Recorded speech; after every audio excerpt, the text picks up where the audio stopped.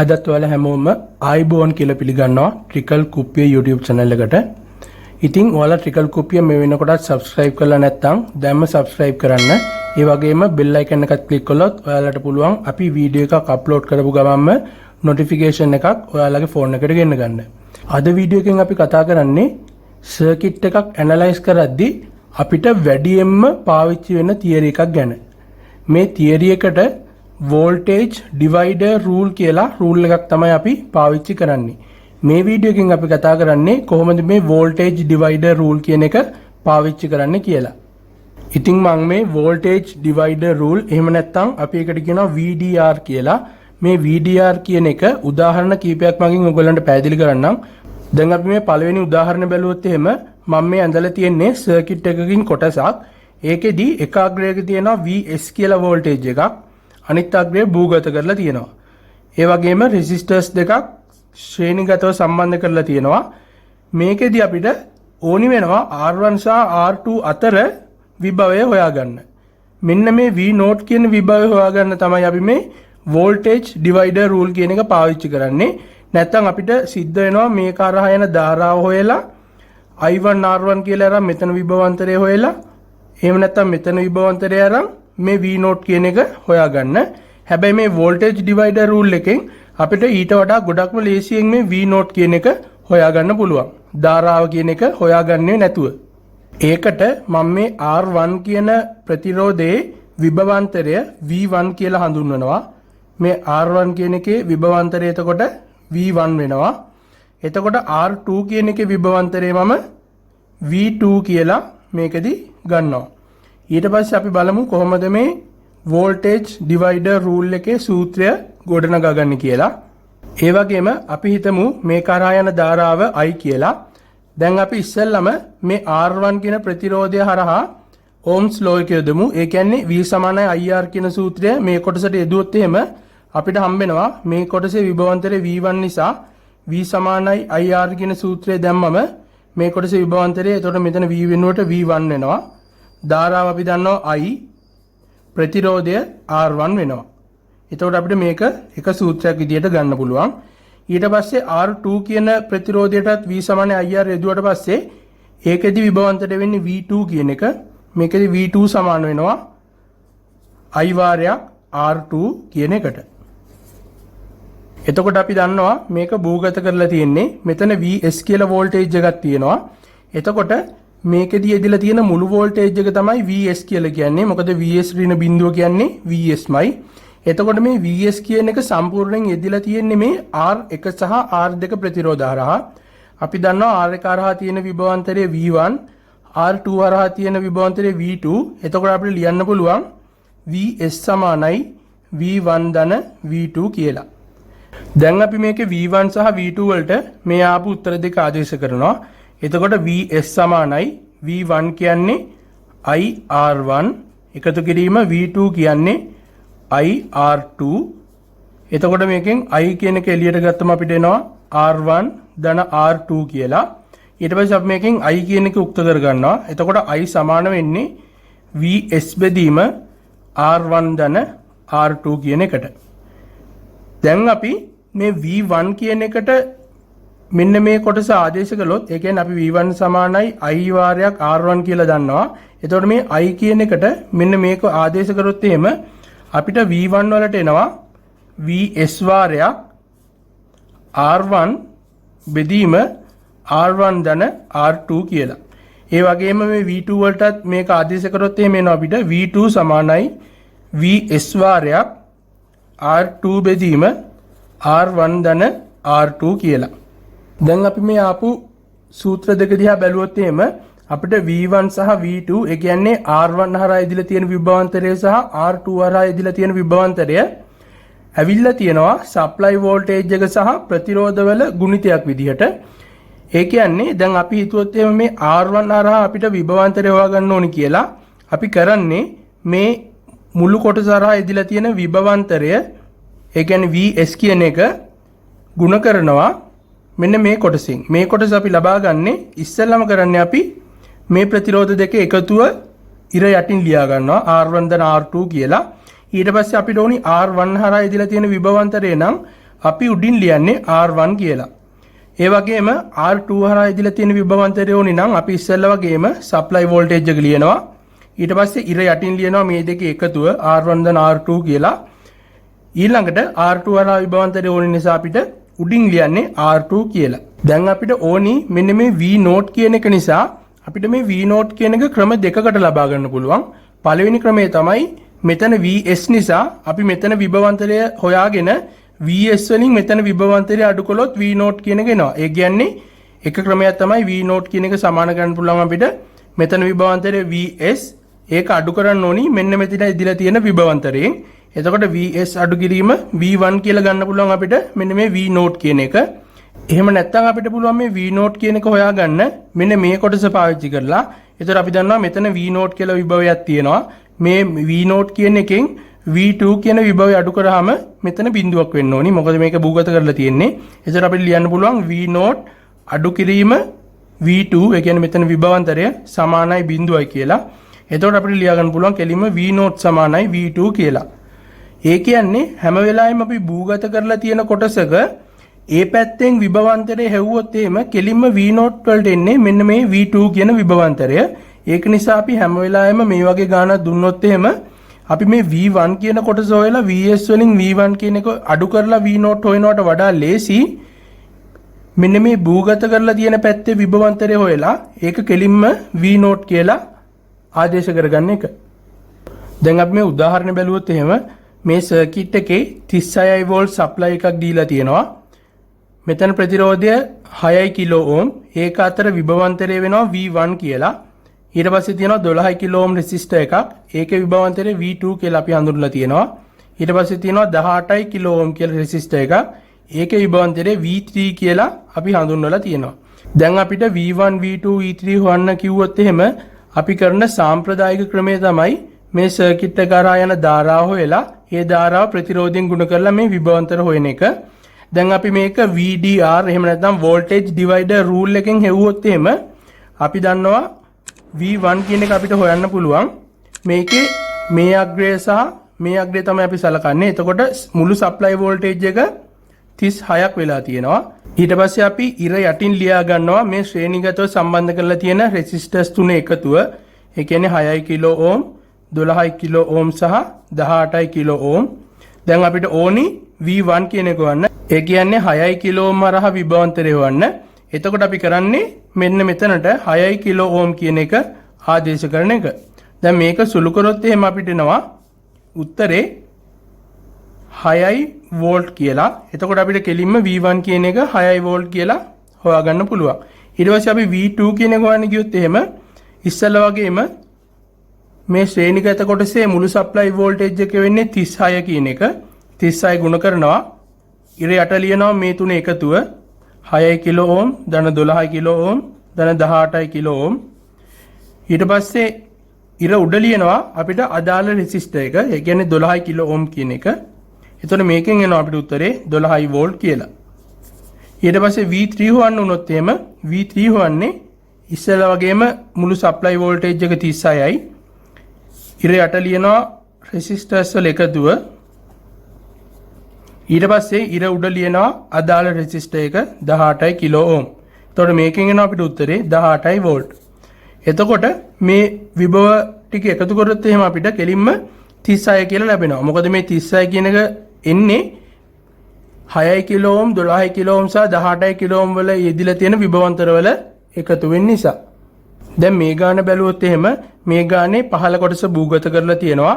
උඩ තියෙනවා 12 වෝල්ට් කියලා සප්ලයි එකක්. රෙසිස්ටර්ස් හතරක් තියෙනවා 2.8 ඕම්, 0.68 ඕම්, 1.32 ඕම්, 4.8 ඕම් කියලා. දැන් අපිට මේ ගානේදී මෙන්න මෙතන විභවය හොයන්න දුන්නොත් අපි මේක V note කියලා ගත්තොත් එහෙම අපිට මේ V note කියන එක හොයන්න පුළුවන් ක්‍රම කීපයක් තියෙනවා. එක ක්‍රමයක් තමයි මෙන්න මෙතන මුළු විභවාන්තරය හොයලා මෙන්න මේ මුළු කොටසෙම විභවාන්තරය හොයලා මේ 12 වෝල්ට් වලින් මේ විභවාන්තරය අඩු කරොත් අපිට V note කියන එක ලබා ගන්න පුළුවන්. හැබැයි ඊට වඩා ගොඩක්ම ලේසි ක්‍රමයක් තියෙනවා. ඒ කියන්නේ මෙන්න මේ පැත්තේ විභවාන්තරය හෙව්වොත් ඒ විභවාන්තරය මොකද මේ භූගත කරලා තියෙන නිසා මේ කොටස කෙලින්ම මේ විභවාන්තරයම තමයි මේ V note කියන එකට එන්නේ. එතකොට අපිට මේ V note කියන එක ලේසියෙන්ම හොයන්න පුළුවන්. මුළු වෝල්ටේජ් එක 12 වෝල්ට්. ඒක ගුණ කරනවා අපි මේ රෙසිස්ටර්ස් වල එකතුවෙන් එනවා 9.6 ඕම් කියලා. ඒක ගුණ කරනවා 4.8 ඕම් ගෙන්. එතකොට මේකේදී එනවා කෙලින්ම V0 කියලා 6 වෝල්ට් කියලා උත්තරයක්. එතකොට අපිට කෙලින්ම V0 කියලා එක හොයාගන්න පුළුවන් වුණා මෙන්න මේ මැත්තේ විභවාන්තරය හොයාගෙන. ඊට පස්සේ අපිට කිව්වොත් මෙන්න මෙතන තියෙන විභවය හොයන්න කියලා V' කියන එක අපිට හොයන්න පුළුවන් මෙතන 12 වෝල්ට්. මෙන්න මේ කොටසේ විභවාන්තරය හොයලා 12 වෝල්ට් ගෙන් මේ කොටසේ විභවාන්තරය අඩු කරොත් V' කියන එක හොයාගන්න පුළුවන්. එහෙම නැත්නම් අපිට පුළුවන් කෙලින්ම මෙන්න මේ කොටසේ විභවාන්තරය හොයන්න. මේක භූගත කරලා තියෙන නිසා මෙන්න මේ කොටසේ විභවාන්තරය සමාන වෙන්නේ V' කියන එකට. එතකොට අපිට මෙන්න මේ V' කියන එක ලියන්න පුළුවන් මුළු සප්ලයි වෝල්ටේජ් එක 12යි. ඒක ගුණ කරනවා ඉර යට ලියන්න ඕනි කොහොමත් මේ රෙසිස්ටර්ස් වල එකතුව 9.6යි. ඊට පස්සේ අපිට මේ කොටසේ විභවාන්තරය හොයාගත්තොත් කෙලින් මේක V' සමාන වෙන නිසා මේ කොටසේ මෙන්න මේ රෙසිස්ටර්ස් වල එකතුව අපි මේ ඉර උඩ ලියා ගන්නවා. ඒ කියන්නේ මෙන්න මේ V' කියන පොයින්ට් එකට එනකම් රෙසිස්ටර්ස් වල එකතුව අපි ලියා ගන්නවා. ඒතකොට 0.68යි 1.32යි 4.8යි එකතු කරාම එනවා 6.8 ඕම් කියලා. ඊට පස්සේ මේක සුළු කරොත් එහෙනම් අපිට එනවා කෙලින්ම 8.5යි වෝල්ට් කියලා. එතකොට අපිට මේ විදියට පුළුවන් මේ විභව බෙදීමෙන් ගොඩක්ම ලේසියෙන් එක එක තැන්වල තියෙන විභව හොයාගන්න. අපි ඉස්සෙල්ලා ගණන් වල බැලුවේ රෙසිස්ටර්ස් දීලා තියෙන සර්කිට් එකක VDR කොහොමද ඇප්ලයි කරන්න කියලා. හැබැයි මේකෙදි දීලා තියෙන්නේ කැපැසිටර්ස්. අපි බලමු මේ සර්කිට් එකට කොහොමද VDR එක ඇප්ලයි කරන්න කියලා. මේකෙදි CI වෝල්ට් කියලා AC සප්ලයි එකක් තියෙනවා. ඒ වගේම මේකේ සංඛ්‍යාතය 50 Hz කියලා දීලා තියෙනවා. ඊට පස්සේ C1 කියලා කැපැසිටර් එකක් තියෙනවා 10යි μF කියලා. C2 කියලා කැපැසිටර් එකක් දෙනවා 22යි μF කියලා. මේකෙදි මේ C1 හරහා විභවාන්තරය මම V1 කියලා ගන්නම්. C2 හරහා විභවාන්තරය V2 කියලා ගන්නවා. එතකොට අපි දන්නවා කැපැසිටර්ස් වලට තියෙන්නේ රෙසිස්ටන්ස් එකක් නෙවෙයි රියැක්ටන්ස් එකක්. අපි දන්නවා කැපැසිටර් එකක රියැක්ටන්ස් එක ලියන විදිය ඒක තමයි 1 බෙදීම 2යි FC කියන සූත්‍රය. එතකොට අපි මේ C1 කියන කැපැසිටර් එකේ රියැක්ටන්ස් එක හෙව්වොත් එහෙම XC1 කියන එක ඒක අපිට හොයාගන්න පුළුවන් 2.5 ගුණ කිරීම සංඛ්‍යාතය 50 Hz ගුණ කරන්න ඕනි කැපැසිටන්ස් එකෙන්. එතකොට මේකේ ඉන්නේ 10 ගුණ කිරීම 10 ඍණ 6යි. මේකෙන් එනවා අපිට 318.3 ඕම් කියලා ප්‍රතිරෝධයක්. ඊට පස්සේ C2 හරහා අපි රියැක්ටන්ස් එක හෙව්වොත් එහෙම XC2 කියන එක අපිට එනවා 2.5 ගුණ කිරීම 50 Hz ගුණ කිරීම 22යි 10 ඍණ 6යි. මේකෙන් එනවා අපිට 144.7 ඕම් කියලා. දැන් අපි මේ ප්‍රතිරෝධ දෙක හොයාගෙන තියෙන්නේ C1 හා C2 හරහා. දැන් එතකොට අපිට පුළුවන් ඉස්සෙල්ලා වගේම මේ ගාන සුළු කරන්න. එතකොට C1 හරහා විභවාන්තරය V1 නම් අපිට V1 කියන එක ලියන්න පුළුවන්. ඉස්සෙල්ලා වගේම සප්ලයි වෝල්ටේජ් එක මේ දෙක අතර CI වෝල්ට් ගුණ කරන්න ඕනි. මෙතන ප්‍රතිරෝධය සහ මෙතන ප්‍රතිරෝධය එකතුව අපි ඉර යට ලියනවා. ඒ කියන්නේ මෙන්න මේ දෙක එකතුව. ඒකෙන් එනවා අපිට 463ක් කියලා. ඉර උඩ ලියනවා V1 එක අදාළ වෙන්නේ C1 කියන කැපැසිටර් එකට. එතකොට ඒක ප්‍රතිරෝධය අපි හොයාගත්තා 318.3යි කියලා. මේකෙන් අපිට එන උත්තරේ 69යි වෝල්ට් කියලා. ඊළඟට අපිට V2 කියන එක හොයාගන්න පුළුවන්. V2 සමාන වෙනවා සප්ලයි වෝල්ටේජ් එක CI ඒක ගුණ කරනවා ඉර යට ලියනවා මේ ප්‍රතිරෝධ දෙකේ එකතුව. මේ ප්‍රතිරෝධ දෙක එකතු වෙනවා අපිට 463ක් කියලා. ඊට පස්සේ මේකට අදාළ ප්‍රතිරෝධය වෙන්නේ 22යි මයික්‍රෝෆැරඩ් කියන එකට අදාළ ප්‍රතිරෝධය 144.7 ඕම්. මේක සුළු කරාට පස්සේ අපිට එනවා 31යි වෝල්ට් කියලා. මෙන්න මේ වගේ ගණන් වල අපිට මේ එක කැපැසිටර් එකක් කරා එහෙම නැත්නම් එක රෙසිස්ටර් එකක් කරා විභවාන්තරය හොයාගත්තොත් අපිට මේක කරා විභවාන්තරය හොයන්න මේ සූත්‍රය පාවිච්චි කරන්න ඕනේ නැහැ. මොකද මේ CI වෝල්ට් කියන මුළු වෝල්ටේජ් එකම එදිලා තියෙන්නේ මේ දෙක කරා. එතකොට මේ කරා විභවාන්තරය අපි හොයාගත්තොත් 69යි වෝල්ට් කියලා. මේ සූත්‍රය දදා ඉන්න දෙයක් නැහැ අපිට මේ මෙන්න මෙතන විභවාන්තරය හොයාගන්න. මොකද කෙලින්ම C ෙන් V1 කියන එක අඩු කරාම ඒ කියන්නේ 69 වෝල්ට් කියන එක අඩු කරාම අපිට මේක අරහා ඉදිලා තියෙන විභවාන්තරය හොයාගන්න පුළුවන්. අපි ඉස්සෙල්ලා කළේ කැපැසිටිව් රියැක්ටන්ස් හොයලා ඊට පස්සේ වෝල්ටේජ් ඩිවයිඩර් රූල් එක ඇප්ලයි කරපු එක. දැන් මම කරන්න යන්නේ කැපැසිටිව් රියැක්ටන්ස් හොයන්න නැතුව කෙලින්ම මේ කැපැසිටන්ස් වලටම වෝල්ටේජ් ඩිවයිඩර් රූල් එක ඇප්ලයි කරන්න. එතකොට අපි මේ සර්කිට් එකේ ඊක්වලන්ට් කැපැසිටන්ස් එක හොයන්න ඕනි. අපි දන්නවා ශ්‍රේණිගතව තියෙන කැපැසිටර්ස් වල ඊක්වලන්ට් කැපැසිටන්ස් එක හොයන්නේ CEQ කියන එක හොයන්නේ 1යට C1 ධන 1යට C2 කියලා. එතකොට ඊක්වලන්ට් කැපැසිටන්ස් එක අපිට ගන්න පුළුවන් C1 ගුණ කිරීම C2 බෙදීම C1 ධන C2 කියලා. එතකොට මේකට අගයන් ආදේශ කරාම අපිට එන උත්තරේ 6.875 කියලා ඊක්වලන්ට් කැපැසිටන්ස් එක.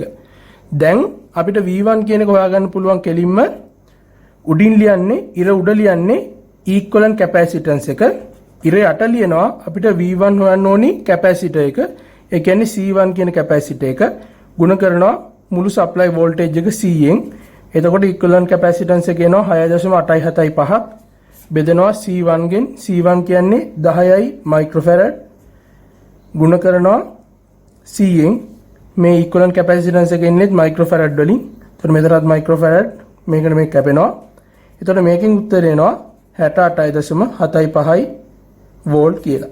ඒ අපි V1 හොයාගත්තා. දැන් අපි V2 හොයන්න කරන්නේ ඉර උඩ ලියනවා ඊක්වලන්ට් කැපැසිටන්ස් එක. ඉර යට ලියනවා V2 වලට අදාළ කැපැසිටර් එක C2 ගුණ කරනවා සප්ලයි වෝල්ටේජ් එකෙන් CI වෝල්ට්. එතකොට අපිට මේකෙන් එනවා ඉර උඩ එනවා 6.875 ඉර යට එනවා 22 ගුණ කරනවා C ෙන්.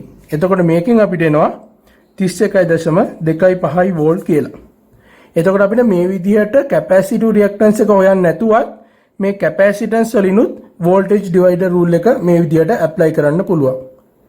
දැන් අපි මේ ගාන බැලුවොත් එහෙම මේ ගානේදී කැපැසිටර්ස් උත් නැහැ රෙසිස්ටර්ස් උත් නැහැ. මේ ගානේදී තියෙන ඉන්ඩක්ටර්ස්. අපි බලමු කොහොමද මේ ඉන්ඩක්ටර්ස් තියෙන සර්කිට් එකකට VDR ඇප්ලයි කරන්න කියලා. අපි දන්නවා ඉන්ඩක්ටර්ස් වල තියෙන්නේ රියැක්ටන්ස් එකක්. අපි මේ ඉන්ඩක්ටර්ස් වල රියැක්ටන්ස් එක හොයන්නේ XL සමානයි 25FL කියන සූත්‍රයෙන්. එතකොට අපි ඉස්සෙල්ලාම කරන්න ඕනි මේ L1 L2 හරහා ප්‍රතිරෝධ හොයාගන්න එක. එතකොට XL1 කියන එක අපිට ලියන්න පුළුවන් 25F කියන්නේ 200 Hz ගුණ කරනවා මෙතන ඉන්ඩක්ටන්ස් එක 10යි මිලි හෙන්රි. එතකොට මේකෙන් එන අපිට උත්තරේ 12.56 ඕම් කියලා. ඊට පස්සේ අපි L2 හරහා රෙසිස්ටර් එක හෙව්වොත් එහෙම ඒකේ එනවා අපිට 25 200 Hz ගුණ කරන්න ඕනි 20 මිලි හෙන්රි වලින්. ඒකෙන් එනවා අපිට 25.14 ඕම් කියලා. දැන් අපිට ඉස්සෙල්ලා වගේම මේ L1 L2 හරහා විභවාන්තර හොයාගන්න පුළුවන්. මම මේ L1 හරහා විභවාන්තරය V1 කියලා ගන්නවා. L2 හරහා විභවාන්තරය V2 කියලා ගන්නවා. එතකොට අපිට V1 කියන එක ලියන්න පුළුවන්. මේ දෙක හරහා මුළු වෝල්ටේජ් එක 60 වෝල්ට් ගුණ කරන්න ඕනි මේ දෙකේ රෙසිස්ටර්ස් වල එකතුව. ඒ කියන්නේ මෙන්න මේ දෙකේ එකතුව 37.7යි.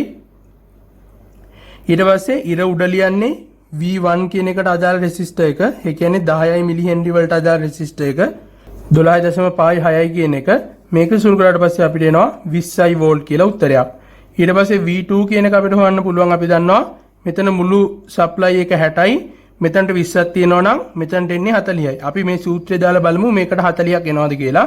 එතකොට මේක 60 ගුණ කරන්න ඕනි මේ ප්‍රතිරෝධ දෙක එකතුව 37.7යි.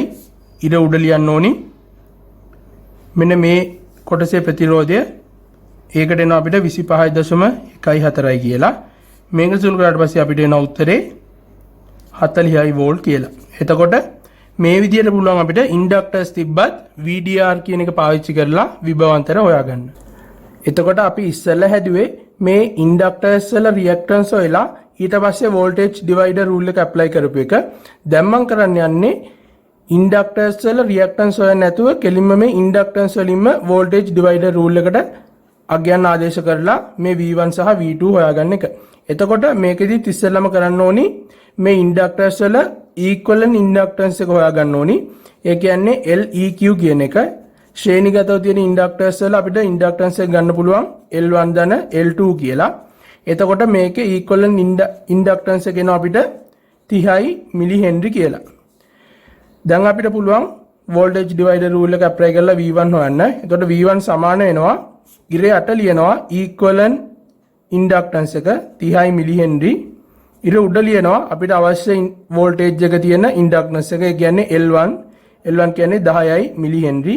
ගුණ කරනවා සප්ලයි වෝල්ටේජ් එක 60න්. එතකොට අපිට උත්තරේ එනවා